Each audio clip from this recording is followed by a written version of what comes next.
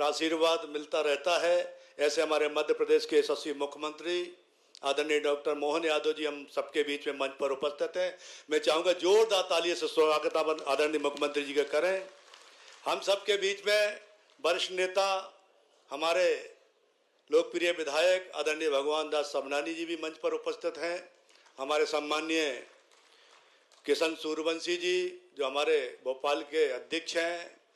हम सबके बीच में सम्माननीय अशोक गढ़वाल जी, सम्माननीय अंबाड़े जी, हमारी मैडम आदरणीय डॉक्टर समिता राजौरा जी, सम्माननीय हमारे प्रफुल्ल जी, सामने बैठे हमारे सभी विभाग के अधिकारीगण, सभी पत्रकार साथीगण, उपस्थित दूर दूर से आए सभी जनता जनार्दन और ज्येष्ठ और श्रेष्ठ सभी हमारे भाइयों और मातृशक्ति हमारी माता बहनों, आप सबका मैं बहुत बहुत स्वागत करता हूं, वंदन करता हूं, अभिनंदन करता हूं।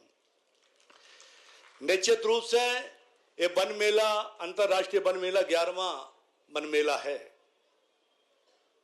जिस प्रकार से इस वन मेला का आप देख रहे हैं भव्यता की और दिव्यता दिखाई दे रही है, निश्चित रूप से हमारे माननीय मुख्यमंत्री जी का भी बड़ा इसमें वो रहता है कि इस वन मेला के माध्यम से जिस प्रकार से मध्य प्रदेश के हमारे छोटे लोकल उद्यमियों को बढ़ावा देने का जो उद्देश्य हमारे मुख्यमंत्री जी का है, आज निश्चित रूप से वो दिख भी रहा है। और आने वाले समय पर आपको बता दें कि पिछली बार यहाँ 300 स्टॉल लगी थी, इस बार 350 स्टॉल लगी है। निश्चित रूप से ये कहीं ना कहीं हमारे मुख्यमंत्री जी के मार्गदर्शन में जिस प्रकार से हमारे वन विभाग के अधिकारी काम कर रहे हैं, अलग अलग प्रकार से आपको स्टॉलें मिलेंगी।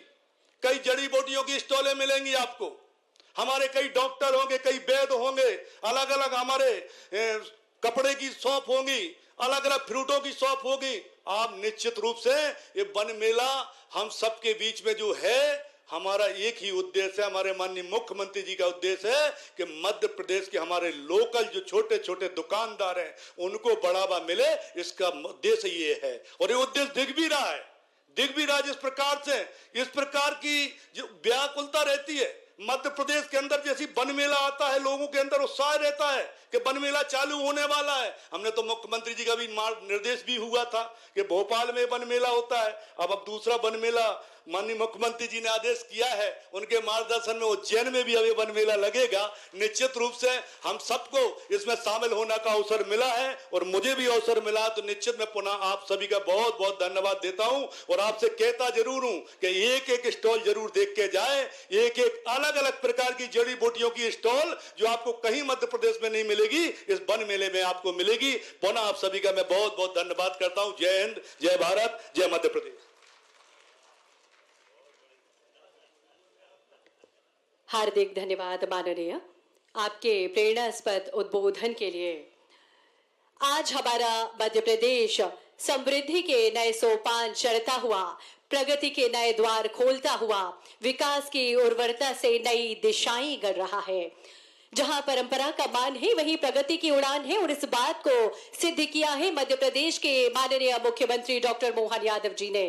माननीय मुख्यमंत्री जी के नेतृत्व में निश्चित ही मध्य प्रदेश ने यह सिद्ध किया है कि आत्मनिर्भरता का मार्ग प्रकृति के संरक्षण से होकर ही जाता है।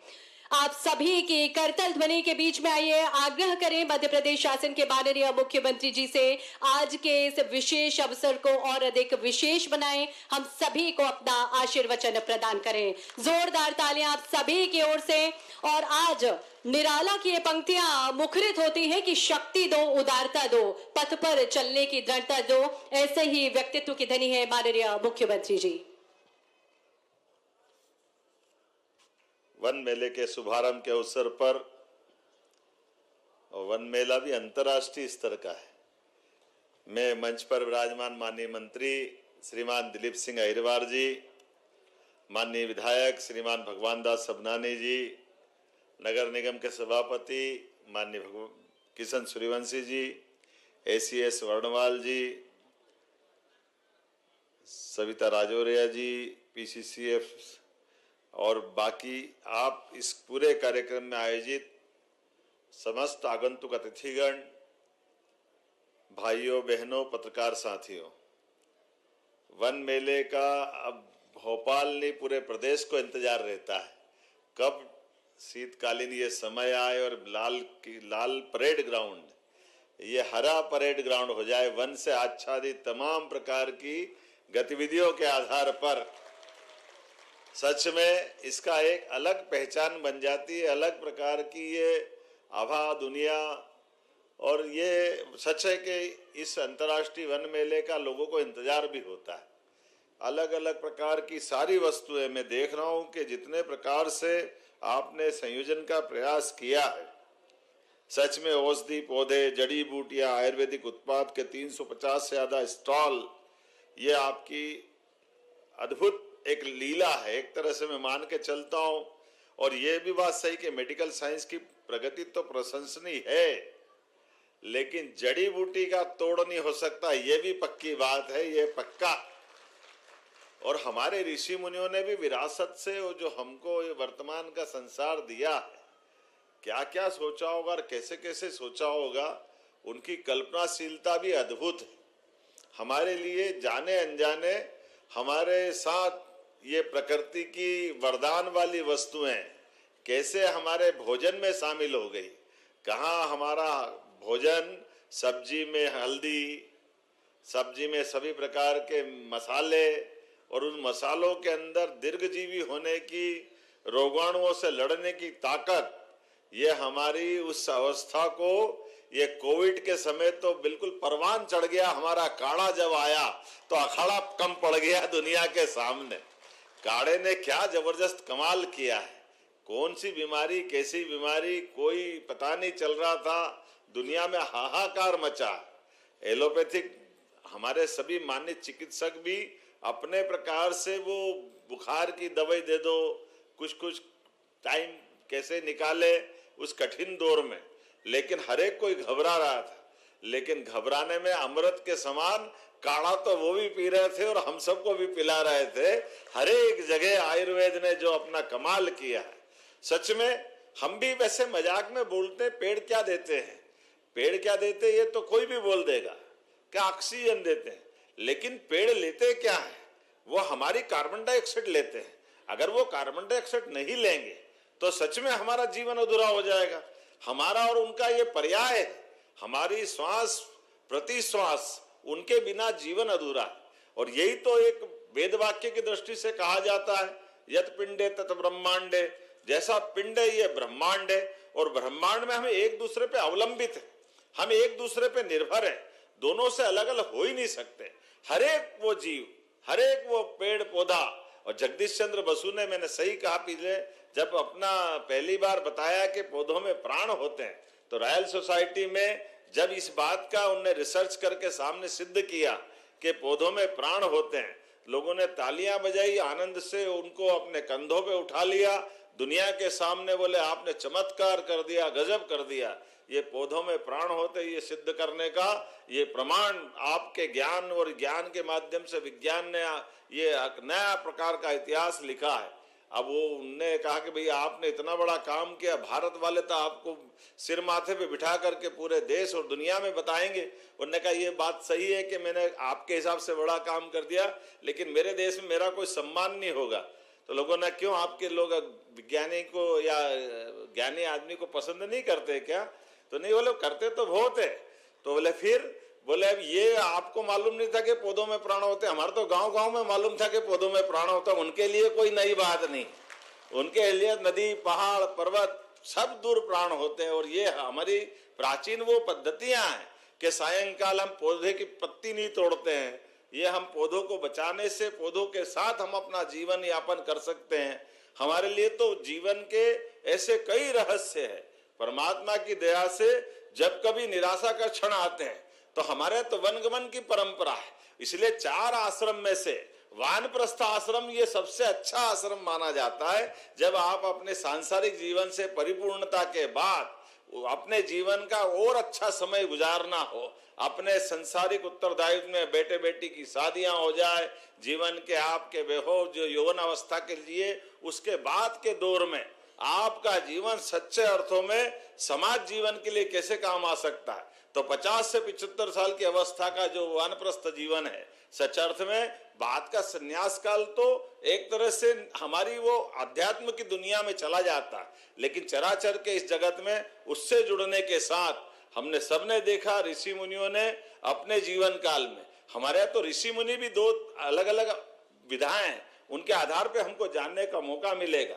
वन जाने के लिए ऋषि अपने यौवन काल में कम खर्च में अपने जीवन के माध्यम से परिवार भी बसाना, लेकिन परिवार के रहते रहते ऋषि अपने ऋषि पुत्र, ऋषि पत्नी, ऋषि परिवार के साथ समाज में वनों के माध्यम से भी वन के अंदर अपने सब प्रकार से जीवन यापन करते हुए हमारे लिए न्यूनतम आवश्यकता के साथ संसार के साथ जीवन जीते जीते हजारों साल से ये ऋषि परंपरा इतनी उत्कृष्ट रही है कि हमारे देश की पहचान ऋषि मुनियों से रही है।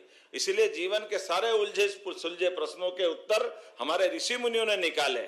मैं आज के इस अवसर पर इतना भी बताना चाहता हूँ कि वन की भी कोई सीमा नहीं होती थी। राज्य शासन काल के पुराने राजा महाराजे की पद्धति में ना हमारे ऋषि मुनियों को किसी सीमा में बांध सकते थे, वो सारी दूर निर्बाध रूप से आने जाने के लिए स्वतंत्र होते थे।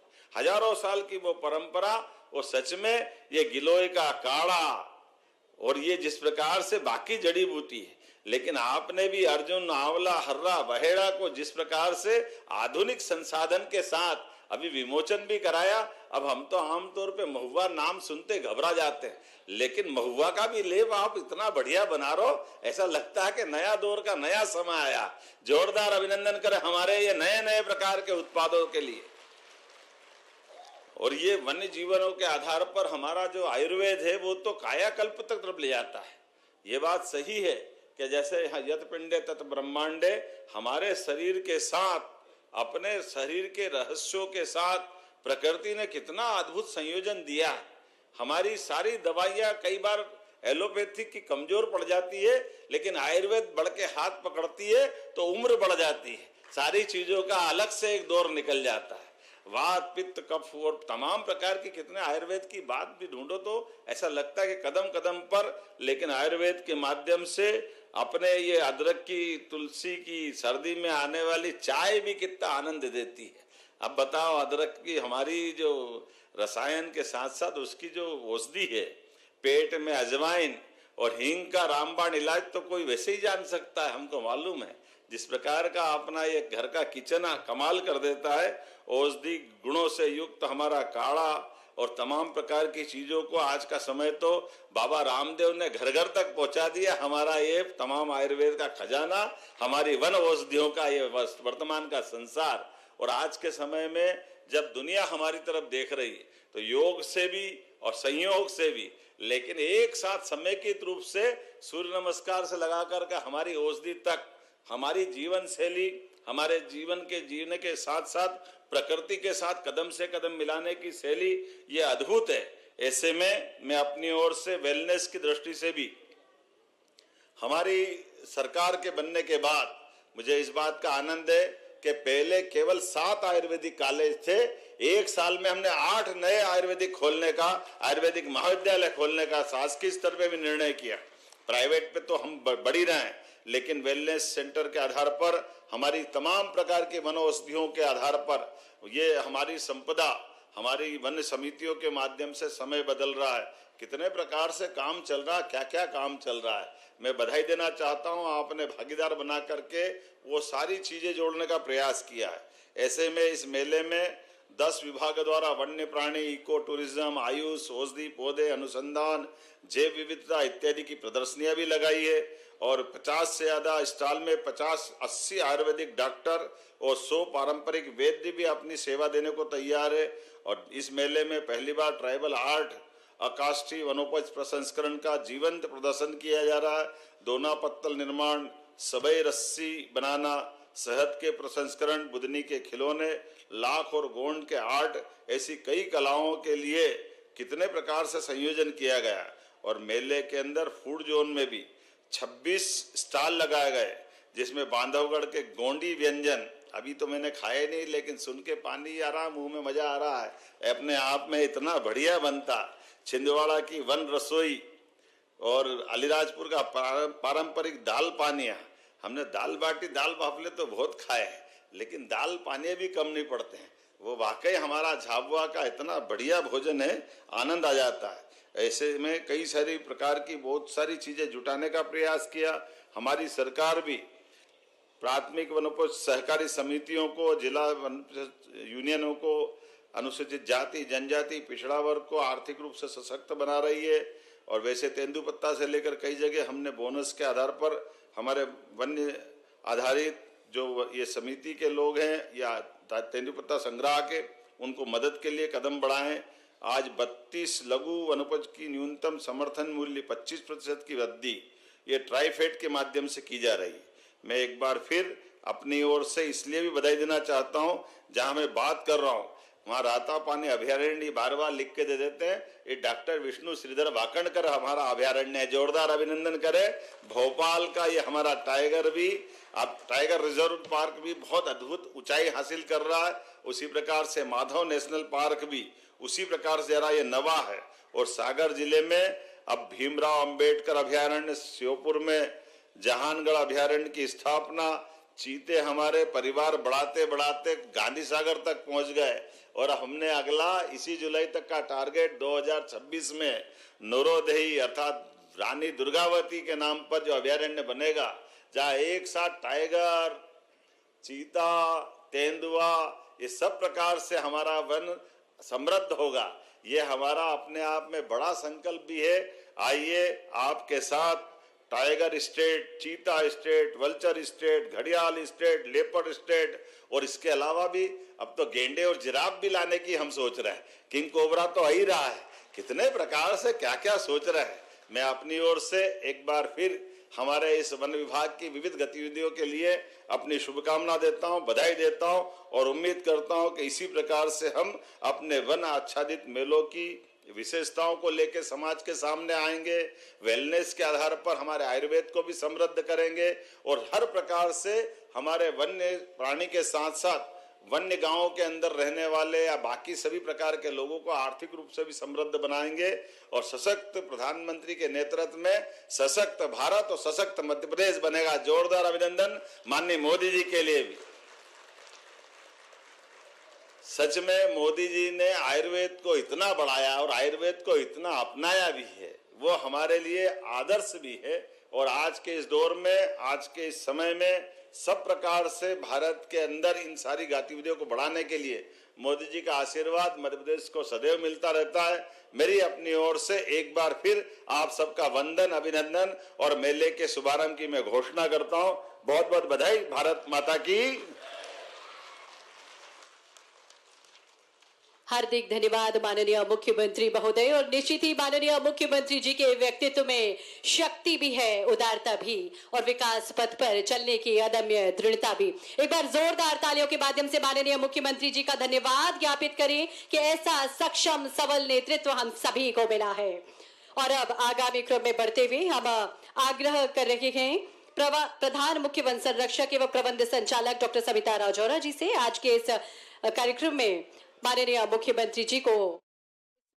आपके मोबाइल पर तुरंत आएगी ब्रेकिंग न्यूज। स्क्रीन पर सबसे पहले दिखेगी बड़ी खबर। देश दुनिया की हर खबर एक जगह। अब आपके मोबाइल पर तुरंत फटाफट इंस्टॉल कीजिए न्यूज नेशन ऐप और रखिए खुद को अपडेट।